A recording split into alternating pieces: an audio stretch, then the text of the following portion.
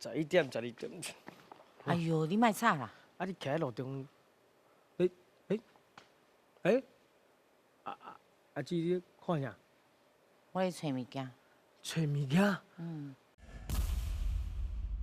请问有一句话咧讲，顶港有名声，下港有出名。啊，这句话原本是为倒位出来的？是江湖袂有害。是 A 对无？为虾米？为什么？因为有听着啦，物件好。是顶港有名声，下港有出名。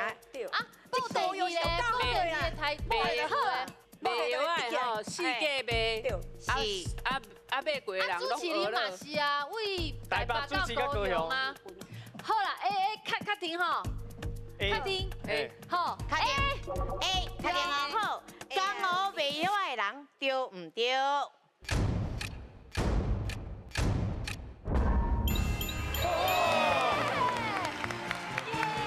来，上位分数。恭喜得到4000咯！